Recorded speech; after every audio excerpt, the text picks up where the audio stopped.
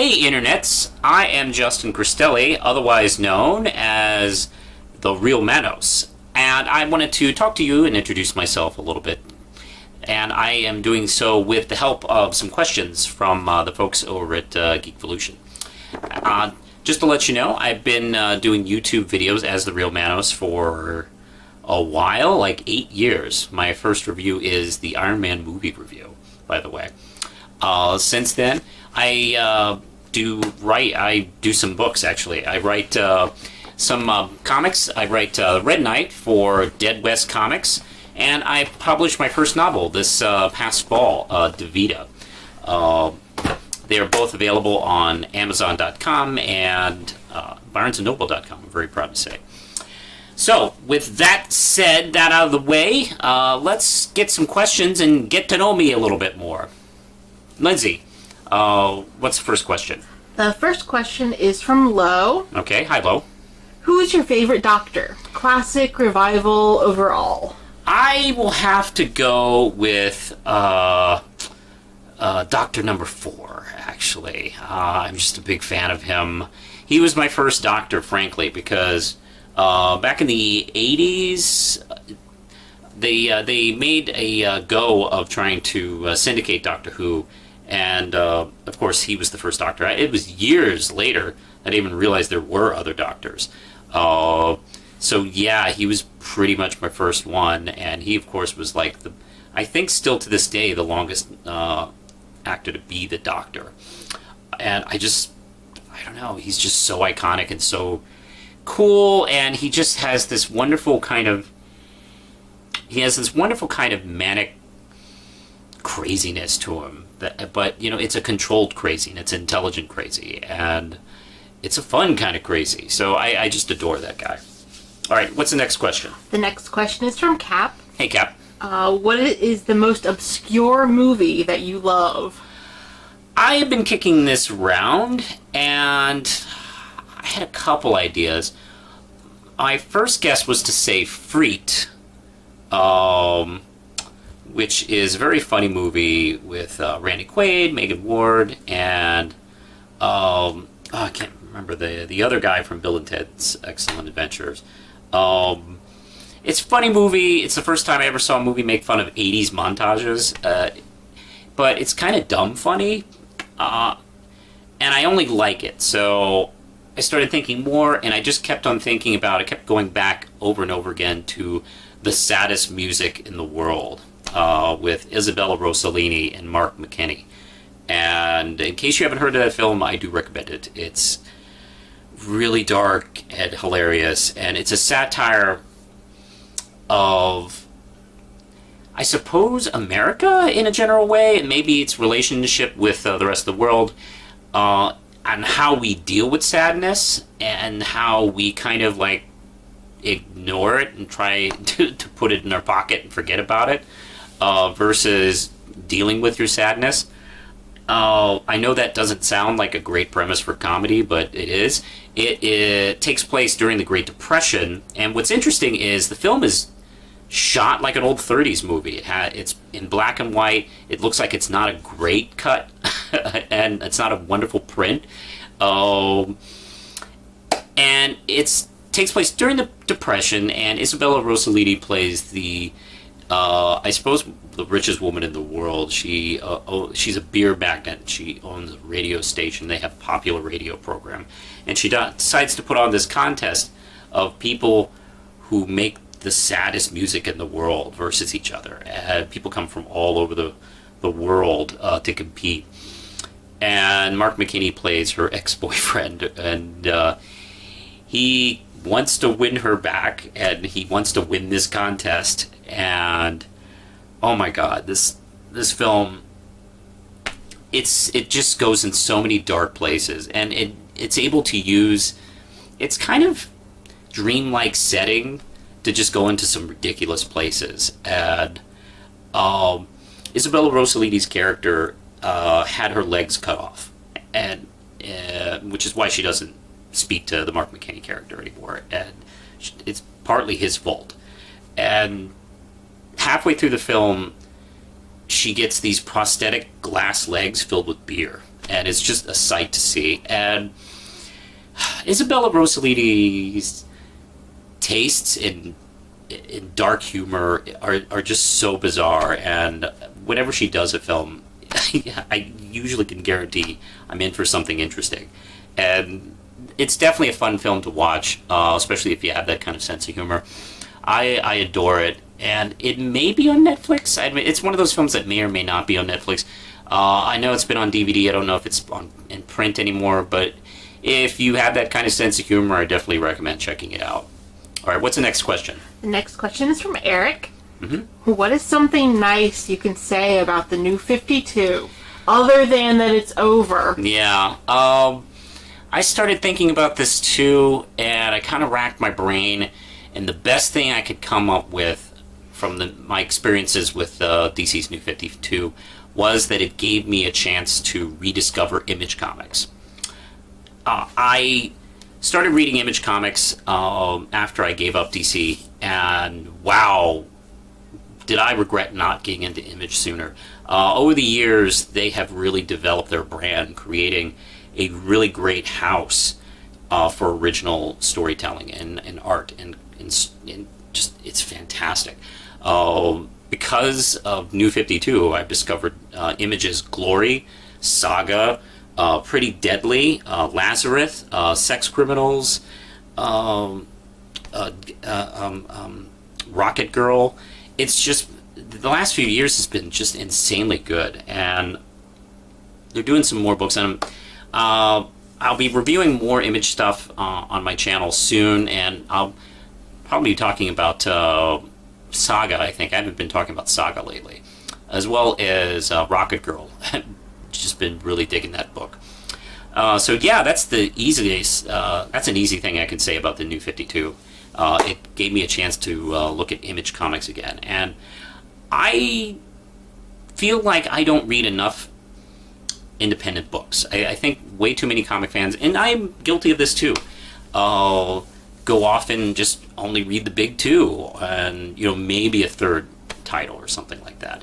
But there's a lot of great stuff from IDW, Image, of course, Dark Horse, Boom has some really good stuff, and God, there's just so many small independents. I'm working as an independent comic creator myself, and I can attest, like, it's hard to get yourself out there. It's hard to get people to notice. So yeah, it's definitely given me some fresh eyes on the whole thing. Rasco asks, what is the most important lesson you ever learned from a movie? There is quite a bit. Well, Star Wars taught me never to have children. There's some other kind of cases too. I think Robert Altman's The Player taught me a lot about how movies are made. And I remember before I saw that film, I would see something really stupid, like I don't know, like Cats versus Dogs or something like that. And I'm like, how did this trash get made?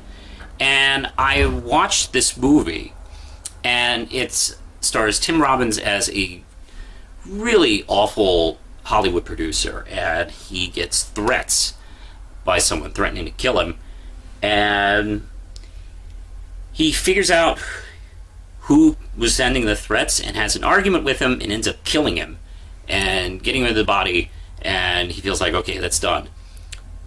And then the next day he gets another threat, and he had basically killed the wrong person. And that's the beginning of the movie.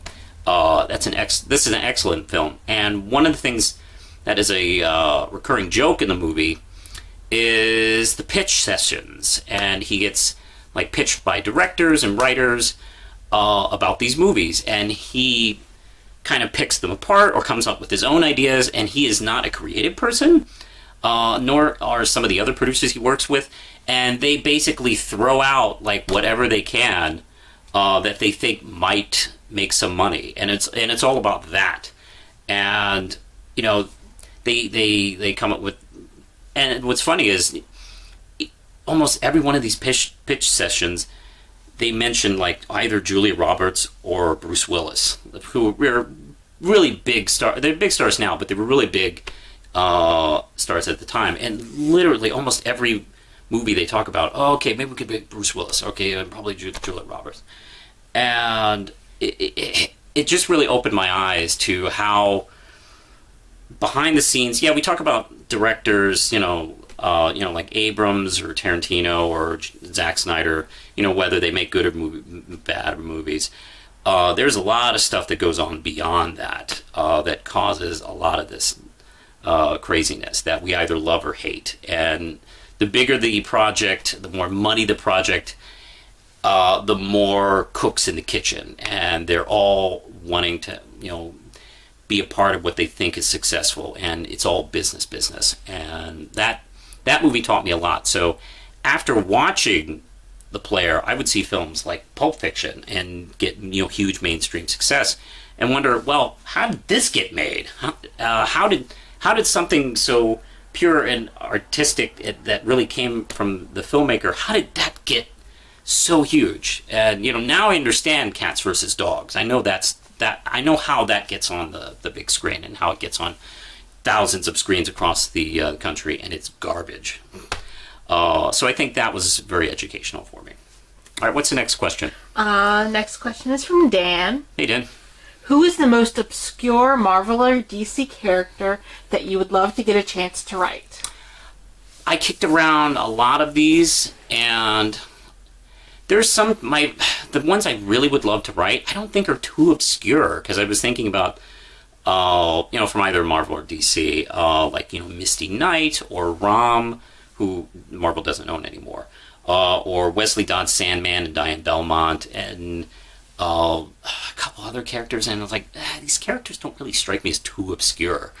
So I started thinking about maybe Dakota North, and she is an obscure Marvel character. She had a short-lived series in the 80s. She's a private investigator, and she is probably one of the few Marvel female private investigators not named Jessica, because there's like Jessica Drew, Jessica Jones, and she's a former model turned private investigator. And there's a lot of there's a lot of 80s glam into this character. Sort of like you would see it on TV shows at the time, like Miami Vice or Dynasty or something like that, mixed with film noir. And I think that would be kind of fun to play around with. She occasionally pops up in books. She was in the Bendis run for a while in Daredevil. After Jessica Jones quit, Matt Murdock's employee, he hired Dakota North to fill her shoes. And she's a pretty fun character when played around with correctly. So I think that's a character I have fun with. All right, is that it? Or do we have one more question from Steve. Okay, hey Steve. How did you first discover MST3K? All right, MST3K was something I had heard of, and I assumed was on Sci-Fi Channel, and I knew it was something to do with bad movies until one day I walked into, on I think a Sunday afternoon in a rainy day, at my favorite comic book store back in Virginia Beach, Mega City Comics.